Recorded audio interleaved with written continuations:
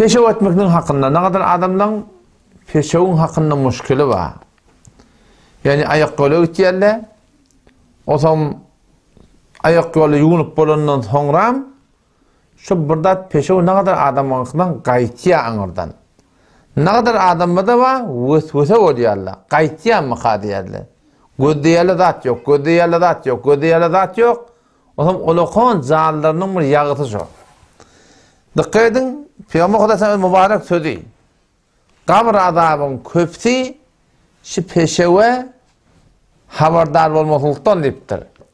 O zaman şu taydan hetmin gerekli, şun hakkında qav suratında sürülmeklik, qav suratında yuğunmaklık. Burada su yok boluyor, tertek bilen. O bolmasa daş bilen. Qav edip şunu tıkıp, suyunu almaklık gerek. O bolmasa desmen qağdı bilen. Suratında.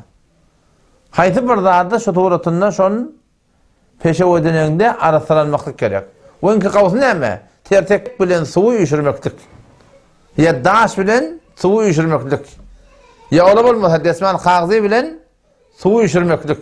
Yani uça qav edip barakayım, demet yerim tertek bilen, daş bilen tuğunu alıyardın, ondan sonra yuğun yardın. İkisini üşürüp bolsa bir beter qav yani. Bana yeter dat yok. Yöne. Ne kadar adamlar oluyor? Çınnan şun hakkında müşkili oluyor. Yani vağan anıdan bırak gaytiya. Gaytiyan adamlar hetmin şun hakkında bir emal etmek gerek. Tüktele var mı? Tebibi var mı? Bir imeli içmeliyle dağıtlar oluyor. Şu dağıtlar rahat edenlerine nemet ya, şu dağıtlar ayırlıya gider ya. Ne kadar vaat böyle, ne kadar adamdan belli bir adatı oluyor. Yani şu bütün belli yoldaş oğullarının içinde var da, ayak yolu git yerle, yuğunup çıkıyorlar. Sonra bir 5-10 nağı gediyerli. O ne beytiyen diyen ne? Onu diye 5-10 nağdan sonra bir qattır qaytiye diye. Şu qaytacak vaat belli oluyor diye, yamaşan barıp diye, şu bir qattan yuğunup diye, yamaşan çık qaytiye diye. Şu suratında şuna haberdar olmak gerek yani.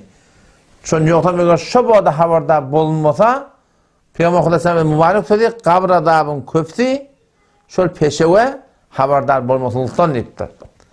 İnne arada bir gurun var. Ne kadar adamlar var vüse oluyor. Yani hissat yok.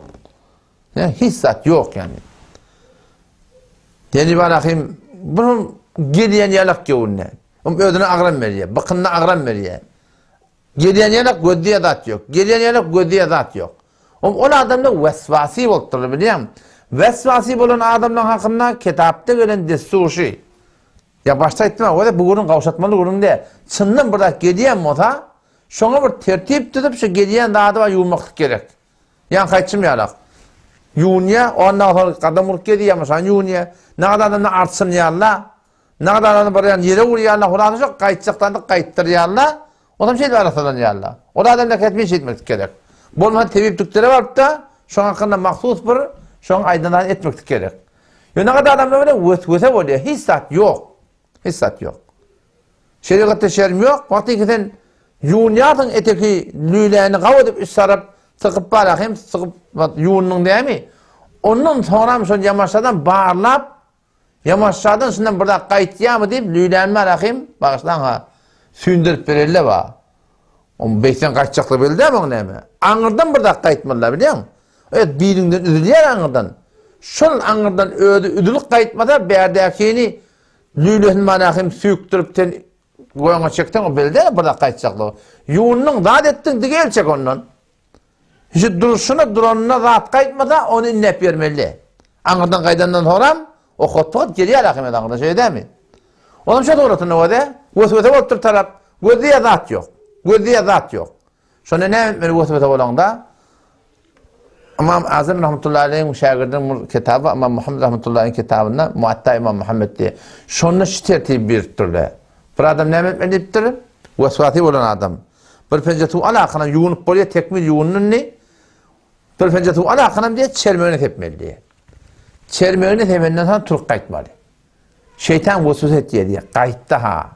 Gelli ha diye. Yok. Yani öyle su teptim diye etmeli diye.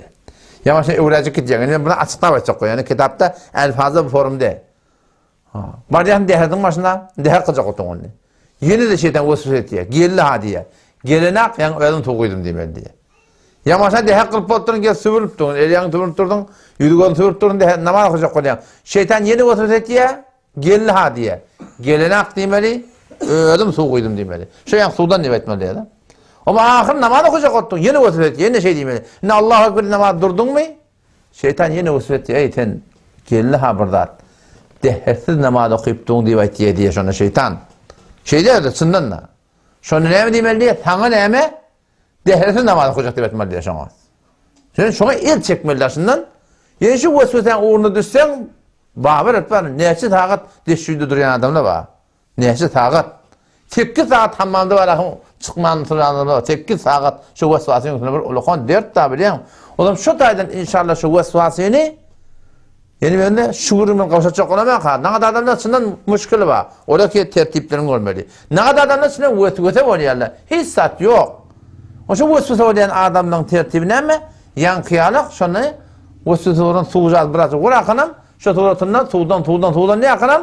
Savukko vermeli. Ne çoğun inlemeden toram ne meti şu zatla Saudiya gitti. Ama eğer şu meydanın pirud olmasa malakım o zaman ortadan şiddetli namaz hep verem ma. Men peşeğim veriyor deyip biliyor musun?